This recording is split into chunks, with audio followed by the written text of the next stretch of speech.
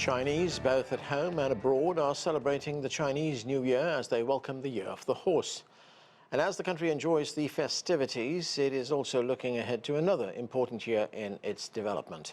This year marks the launch of China's 15th five-year plan that will focus on critical areas of China's economic future. For more on this, joining me now from Beijing is Andy Mok. He is Senior Research Fellow with the Center for China and Globalization. And joining us too is Liang. She is Chair Professor in Economics at Willamette University. Welcome to both of you. Andy Mok, 2026, as I said, marks the start of China's 15th five-year plan. How important is this for China's future economic growth and development? What are some of your expectations and what kind of advances do you see taking place from China? Sure, Anand. So I think, first of all, this five-year period will be a pivotal time for China's economic growth, not just domestically, but globally as well. And I say this for three reasons. I think, first of all, most of the West uses an incorrect lens to understand what's happening in China today. So they talk about sentiment, stimulus, and shopping bags, meaning what they consider the excessive amount of Chinese exports. And I want to briefly address these. So we talk about sentiment. Consumer sentiment, of course, matters. But I think what we're witnessing is what I call the open claw moment, where we're really seeing the deployment of autonomous AI agents. And a quick example of this is an agent that was asked to make a restaurant reservation on OpenTable, but could not do that, actually then activated a text-to-voice application, called the restaurant on telephone to make the reservation.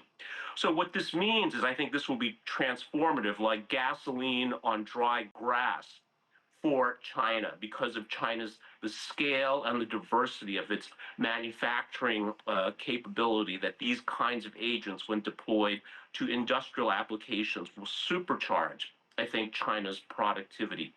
And when it comes to stimulus, I'm referring to, again, to the consumer. There's a lot of talk in the West that China needs more consumption. But I think this is based on a flawed assumption that normalizes U.S. consumption, which I believe is about 70% of U.S. GDP compared to about 40% of China's. But a lot of this is actually, frankly, quite toxic, and I would call it overconsumption. So I think we're using the wrong benchmark here. And then finally, shopping bags. Again, there's a lot of talk in the West about how China is flooding the world with exports, and about $3.6 trillion. It's a big number. But when we look at it as a percentage of total global GDP, which is about 110 trillion US dollars, it's still only about 3%. And I think what this indicates is there's still a lot of headroom for Chinese export growth globally, especially as more and more consumers and businesses around the world come to trust and rely on not just Chinese cost competitiveness, but increasingly product innovation and product quality as well. So I think we have some exciting things to look forward to in this new five-year period, which kicks off the 15th five-year plan.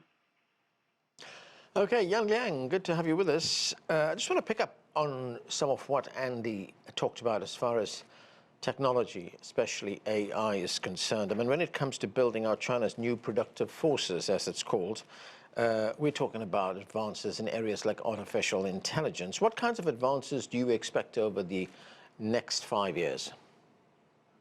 Yeah, good to be with you, and Happy New Year of the Horse. So I think AI is very important in China, and as we know from the China's AI Plus initiative that was launched last August, I think China's overall objective is really to diffuse AI into the broader economy.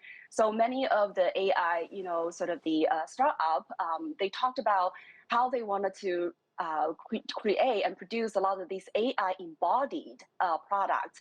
So I think, for example, the humanoid robots, right, that they are going to, be adopted in factories, but also in various service sector, right, as, children's companion, their tutors in healthcare industries and in many other, sort of delivery services as well. So this is one way to sort of diffuse AI. And again, China's goal is to really diffuse AI into the overall economy to about 90% of the economy by 2030. So compared to the United States strategy, right, which is really to have the Manhattan Project type of, achieving the so-called artificial general intelligence, right, the AGI. I think China seemed to go for a different path, right? Which is, it's important to have technological breakthroughs. It's important to have these AI, cutting edge models, but it's more important to really diffuse the AI and embody it into various products and to really serve the broader economy and promote the new productive forces. And in other words, to promote the productivity growth. So I think this is more likely to happen in China, which is that combining with industrial capability, we're likely to see a lot more AI embodied products, right? That does not just live on, computers, but they're going to be in robots. They're going to be in autonomous driving. They're going to be in drones. They're going to be in all kinds of different, products in different user scenarios. And so together, I think this will really help to upgrade the traditional industry, which is a top priority in the 15th five-year plan, and therefore to really promote the general productivity growth of the economy. Andy Mock, of course, as we are all aware, we are living through uncertain times, certainly uncertain times. As far as the economy is concerned, this is the era of tariffs, of unilateralism, of protectionism as well. How well poised is China to take on these challenges and build on the economic growth that it's already enjoyed? Well, Anand, I think if recent history is any guide, I think China occupies a unique position in this, as you say, somewhat a turbulent, uncertain period. So we look, with the unleashing of Trump's tariff war against the world, we saw that China was the only country that could stand firm. And ultimately, I think this forced the U.S. to back down, to accommodate, and I think to really drive home the point that it cannot do anything other than treat China as a peer and an equal. So I think for this reason, primarily, that the global outlook, certainly vis-a-vis the United States as a very large, important market, is much better than that facing many other countries. And then if we tie this back again to some of the, I think, the structural forces going on that Liang talked about, it's not just the diffusion of artificial intelligence through embodied intelligence, meaning robots, but again, also AI escaping the chat window. So software agents as well, the ability to, again, drive, I think, again, what will be very, very significant productivity increases in China, around the world, but I think China will be one of the biggest beneficiaries of this. So I think China actually is very, very well positioned. Liang, of course, much of the advanced technology that we are seeing coming out of China is already being used. I mean, China, looking at some figures from Xinhua, is now home to over 6,000 AI enterprises, and China's AI market is set to expand by over 30%, according to this report. And, we look at robotics companies in China, they've also announced some very ambitious plans. I mean, how much are these technologies already transforming China? Well, I think you're right. So we're seeing, for example, the core AI industries in China right now, it's worth about $170 to $180 billion. And you're also talking about humanoid robots. Yes, China now has over 140 different types of models of these humanoid robots. So I think these industries, their own development is pushing forward China's overall economy.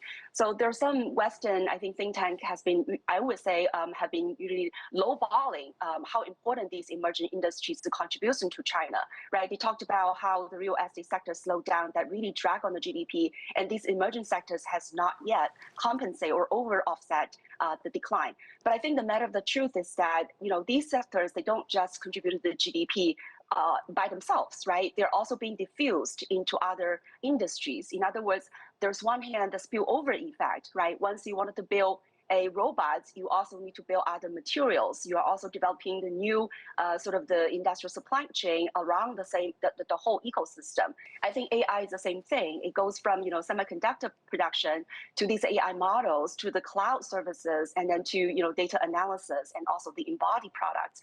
So there are a lot of spillover effects to other industries. That's on the one hand, and on the other hand, as you mentioned, once these robots once these AI tools are being deployed in the factories and also going into the various service sector, that help to boost productivity growth and also trigger new demand.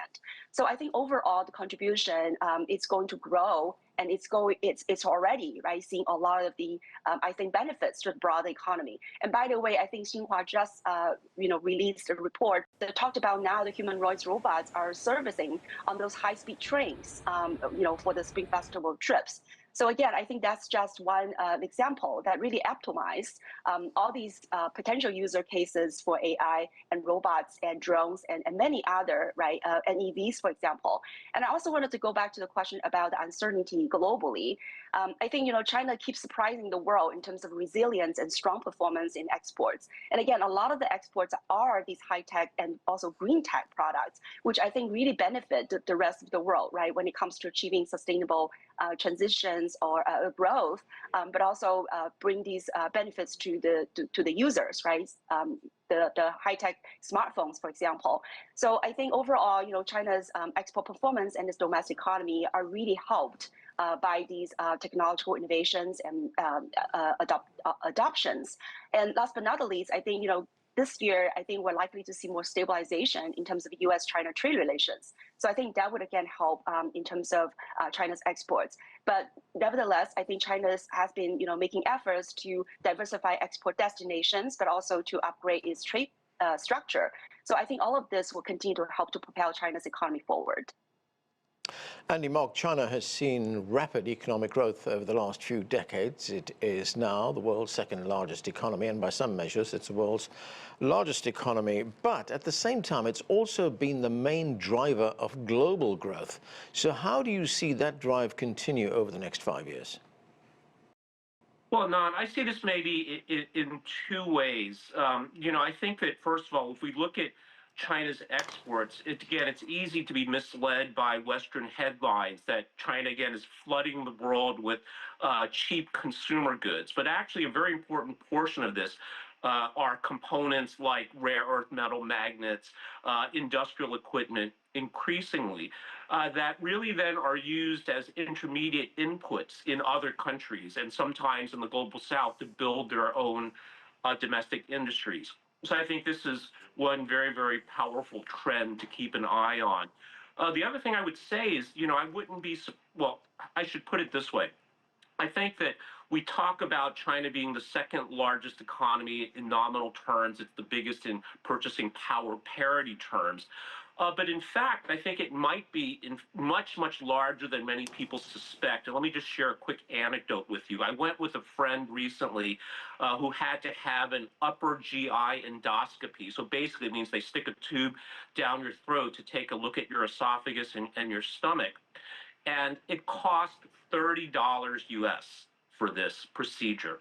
And if you compare that to the US price of $1,000, maybe sometimes even $3,000 or more, and we think about this throughout China's economy, that in fact, I think the productivity and the living standards, frankly, of China is often, I think, underappreciated. And this is more of an optics versus any sort of real structural change. But I think more and more people around the world, especially if they come to China to do business, to come for tourism, really start to appreciate in a more visceral way, really just how powerful and long-term China's development trends actually are.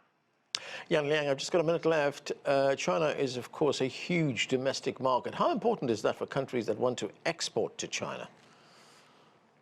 Right. I think China is actively promoting imports from other countries. Again, I think this serves the interests of China because it helps to lift the living standards of people and provide all these varieties of products that otherwise won't be available, to consumers. And on the other hand, I think China is also trying to inject, more demand to the global economy. So I think we should not ignore the fact that, China is the second largest importer of the world, and it has been importing from, African countries, from Latin American countries, and it's a great, I think, source of demand for many of these countries.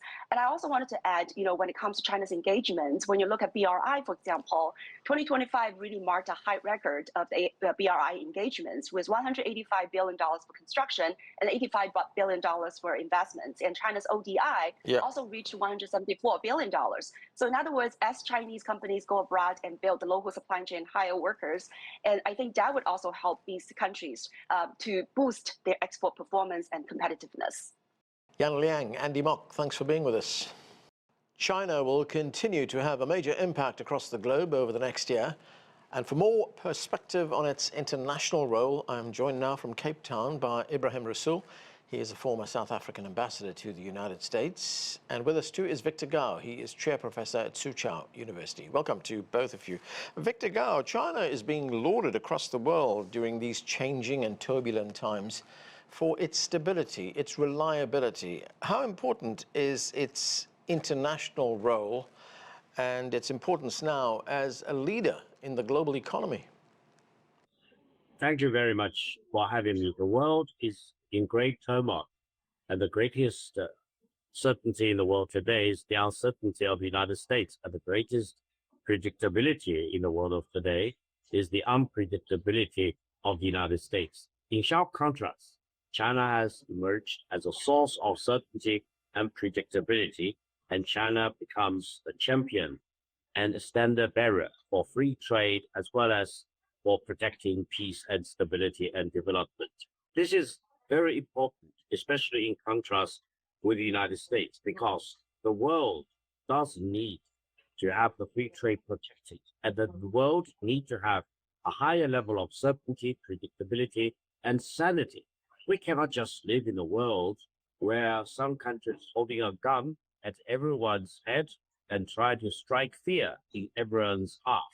China is just the opposite. China is source of strength, stability, reliability, predictability, and certainty. And China's committed to defending free trade and development and protecting stability and peace in the world. Ambassador Rasool, South Africa recently signed a framework agreement for a new trade deal with China. And how significant is that, and how important is it for a country like South Africa to have a partner, a reliable partner that it can depend on? Yes, no, thank you very much. I think that I want to say that the framework agreement signed between South Africa and China is the actualization and the practicalization of what Victor has just said, that the United States has come in not just as an unpredictable partner, but as a pernicious partner that has imposed tariffs across the world, that is pursuing its own agenda, and that has the potential to destabilize global trade and the world indeed. And so, as soon as the United States, for example, imposed 30% tariffs on South Africa and other African countries, China immediately stepped into the breach and said, all 53 African countries will have duty-free access to the Chinese market. Immediately after AGOA, the African Growth and Opportunities Act was endangered by the United States, China immediately picked up 5 of the fruits that South Africa would export to the US and gave it duty-free access onto the Chinese market. And now that framework agreement is a mutual agreement. It is between two countries who are not equal in economic strength, but two equally sovereign countries coming to an agreement and saying, this is the duty-free access that you have as South Africa into the Chinese market. These are the Chinese investments which can come into the South African market, including investments in energy.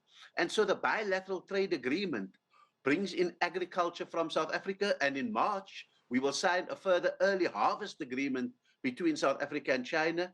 This is the way in which high-value manufacturing, both from China and into China, will happen. I think the gap left by the uncertainty in the automotive industry in South Africa will be filled with China bringing automotive investments into South Africa, guaranteeing jobs, stabilizing the economy. And so all in all, I think that Victor is not just being theoretical about China's stability in the world, but China's actual stabilizing of the global economy. And Ambassador, what do you read into the fact that the United States is now scrambling? It's sending a huge delegation to South Africa, a trade delegation. I think that the United States has come to two realizations. The first realization is an economic one, that South Africa, along with many other countries, even its allies, the United States' allies in Europe, are looking to take out insurance policies, and the greatest insurance policy that any country could have today is with China in bulwarking against the designs of the United States. So they are now coming and saying, how can we retain market share? Because if Chinese electric vehicles come in and automotive industry come in, what happens to the US ones that have been in South Africa? And that secondly, I think that the United States is coming in to secure parts of the African Growth and Opportunities Act provisions, because it now realizes that the owners of the mines, the owners of the farms, and the owners of the factories that will be punished are not black South Africans, but actually white South Africans that they are endangering. And so it is now responding to both the economic and the political provocations and saying, how can we come in? And it's only because China has stepped into the breach, into the vacuum, that I think that the United States now has to play catch up. Victor Gao, China continues to play a very active role in the global arena, and it's contributed 4 very important major initiatives, and they are underlined by the principles of fairness, equality, and cooperation. What sort of global diplomatic engagement and leadership can we expect to see from China, just not over the next year, but over the next few years? The 4 global initiatives, as proposed by President Xi Jinping and China as a whole, are very important additions to what we understand still is the international order today. Keep in mind, the international order we still live in today was established back in 1945 after defeating Nazi Germany in Europe and Japanese fascism in the Asian Pacific arena. The international order was not meant to be unipolar to start with. It was meant to be multipolar, as reflected in the composition of the Security Councils of the United Nations, with 5 permanent member states, each holding a veto power. That means the world order was meant to be multipolar and should be multipolar. And we should not allow one single country to pretend to be the sole hegemon and the sole polarity in the world of today. In this way, while China is committed to maintaining the international order, China wants to make proposals to amend and improve the problems which have been accumulating for the past 80 years or so. And I think China's global initiatives will make the international order better and will allow free trade to flourish and peace and stability to prevail, and will prevent any country from holding itself out as if it is the only thing that matters, and it wants to put itself above all the other countries, or, as the president himself said, he doesn't care about international order. He is only bound by his own morality. This will not be a safe and peaceful world.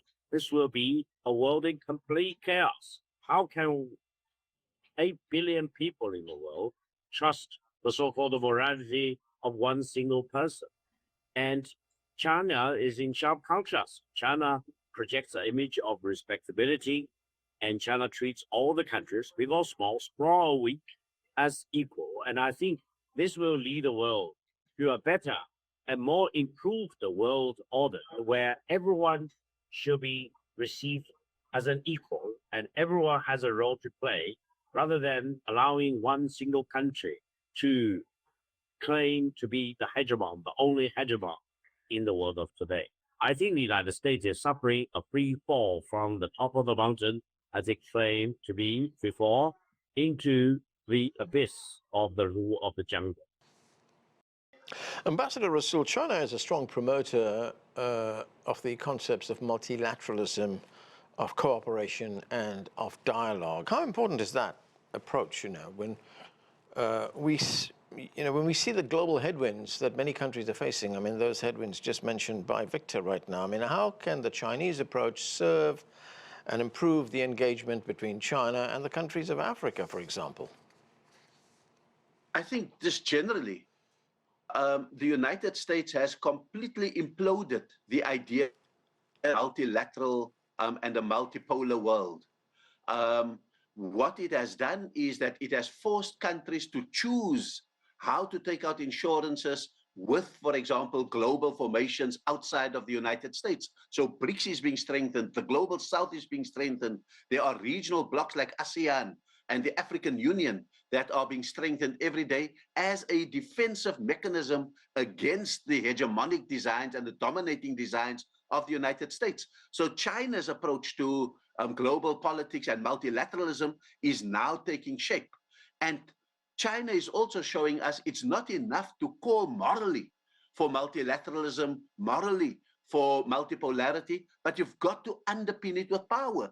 And so the power that China is bringing in building this multilateral world that brings Europe towards it, that brings Asia towards it, that brings South America towards it, and Africa towards it, is the idea that China controls the critical minerals and rare earth elements market and the processing thereof, and that the United States is absolutely dependent on the flow of those elements for its technological revolution. And the more it is gravitating towards and around China, the more the United States will have to end up either dominating other countries for it, taking over Greenland for critical minerals, threatening Canada for critical minerals, signing deals with Australia for critical minerals. The more it panics, the more I think that the idea of a multilateral world is being built to firstly defend against the United States, but once it takes root, then truly, I think we will be entering a new world order in which the United States must take up its place as an equal in that world. Okay, and that is where we need to leave it. Victor Gar, Ambassador Ebrahim, Rasool, thanks to both of you for joining us. That is it for this edition of The Heat. I'm Anand Naidu in Washington, and happy Lunar New Year.